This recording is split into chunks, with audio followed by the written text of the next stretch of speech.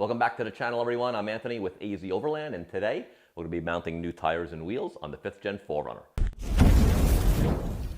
I picked up TRD SEMA Pro wheels for the 4Runner, and I had some new tires shipped to the house. I've always liked these wheels, and I wanted them, but one thing that's always bothered me is number one, price. And I got a really good deal during the holidays. I think they were $765 shipped. I don't like the red lettering on the TRD in the center cap. So in my last video, I found a way to change that.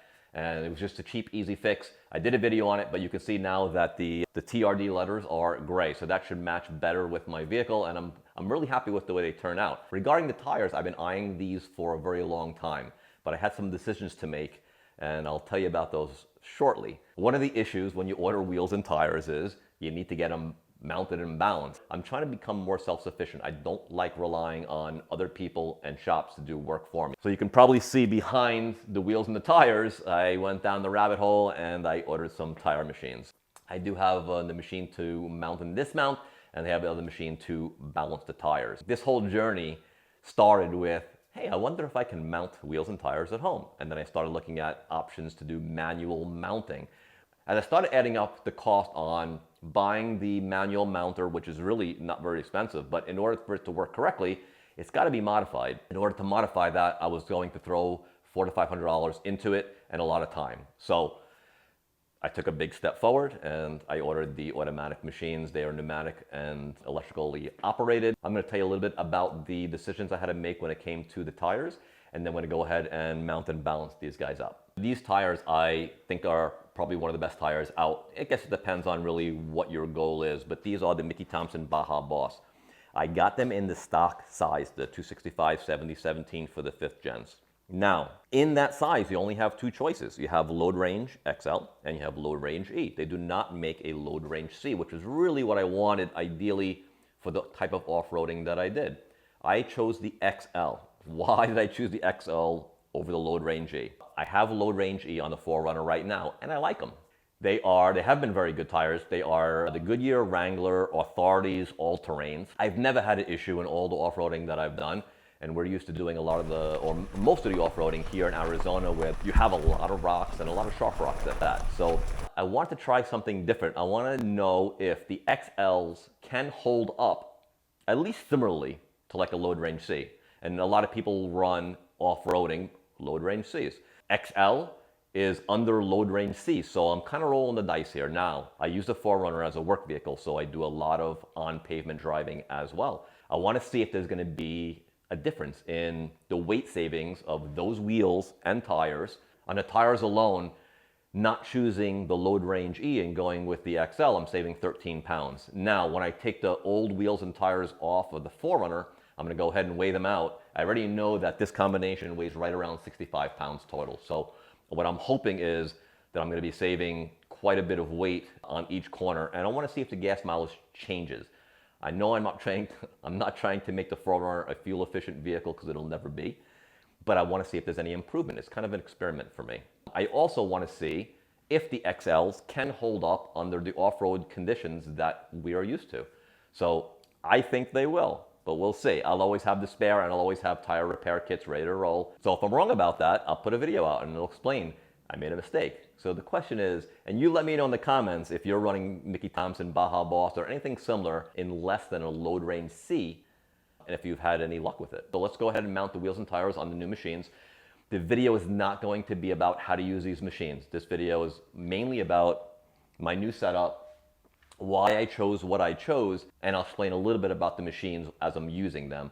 But I will do a separate video in the future on those specific machines.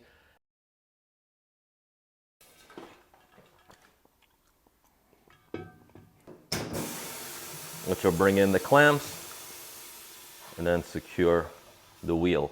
I have new TPMS sensors. The ones that are in the 4Runner right now are like 8 years old, so I want to make sure that I put new ones in. I'm also going to do a video on how to program these to your vehicle too. So if you press this little button here, they'll actually release.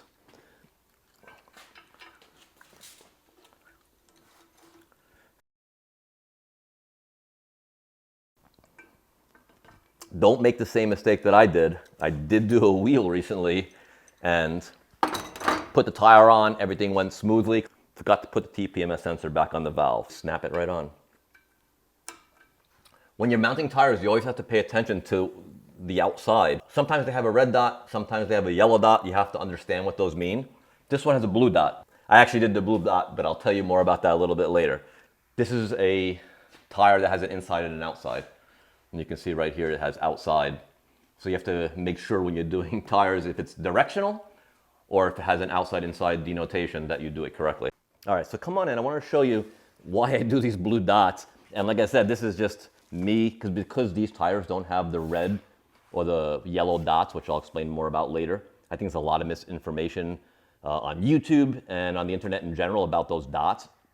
But basically, I'm trying to find myself potentially the heaviest part of the tire. So if you look inside the tire right here, you can kind of see where the belts potentially spline cross over. You can see a big lump maybe right here. But I turn these tires around. Now there are some other ones that are in here, but this seems to be the most prominent one. So I'm going to say this potentially could be the heaviest part of the tire. So I'm going to try to put it on the heaviest part of the wheel, which is the valve stem with TPMS. If it was just a regular valve stem, it might not be the heaviest part of the wheel, but with TPMS, it's usually the heaviest part of the wheel, and I'm trying to see if I can line it opposite and balance better. So we'll see if my experiment works.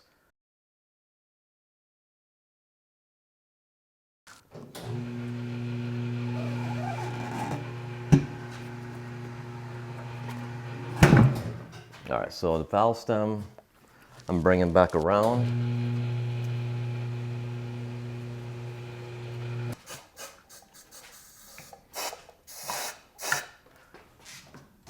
I'm trying to keep this in the drop center here.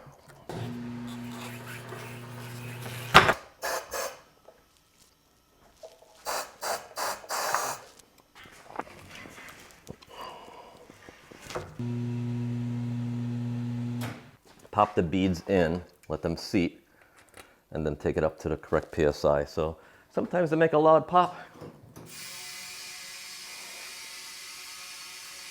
Front part sat, back part's gonna seat. There it goes. All right, so right now I have about 8 pounds of pressure in, and it looks like the top and the bottom both sat already. So let's take this up to 36 pounds, which is what I'm gonna run the street. And I wanna balance it with 36 pounds.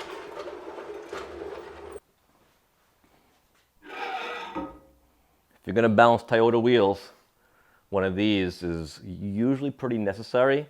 It's a low profile collet, and it's hub centric specifically for Toyota.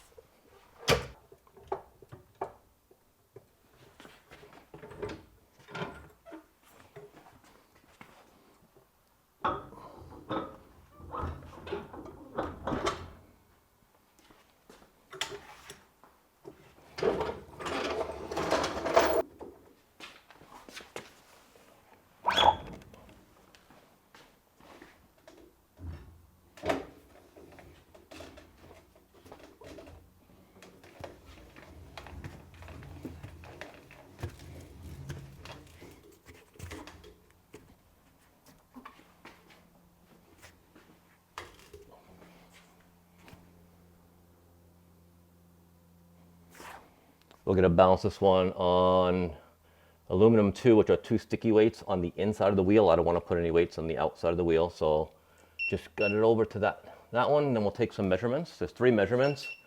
This ruler slides out, takes an automatic measurement here. And then you have to input the next value, which is the rim width. And you'll see it right here. 7, and then the rim diameter, which is 17. So 17 by 7. This is a big honking wheel, so we'll get our initial reading here. We'll see how much weight it's going to call for. Oh, this one's pretty well balanced. Usually on the off-road tires, and I did the other 3 already, but some of them were like 2.5 ounce and 1.5 ounce. One was about 3 3/4, close to 4 ounces. This one's only 0.25 and 0.25. So if you take a look over here, this is the inner position, outer position. So when these light up, what it's telling me is 0.25 right here where the laser is. So that'll be on the outside. Even though it's the inside of the rim, this is considered the outside, this is considered the inside. What I've been doing, instead of peeling the backing and just sticking it on, is to confirm, I'm just taping them on temporarily and see if I need to move them. When I have them in their final position, then I'll take the backing off and stick them on.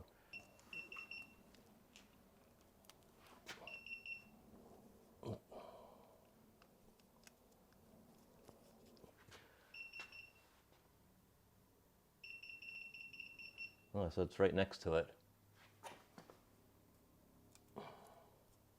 Let's make sure before I'm going to slide it over just a little bit. In a perfect world, I should spin it and it should say 0, 0, but these are a little tricky, so we'll see how this goes. I like to keep this steady too. No, I don't like to lean on the machine or have anything bouncing around that's going to throw it off. Let's see what we got. Around she goes. Okay. All right, guys. Well, I'm going to tell you that I balanced the other 3 tires, and they were not that easy. So this is like perfect case scenario. Now, in order to confirm, to make sure this is a well-balanced wheel, what I'm going to do is I'm going to loosen the hub spindle. I'm going to turn the shaft 90 degrees. I'm going to readjust the tire. I'm going to put it back on, and we'll see if we can confirm that.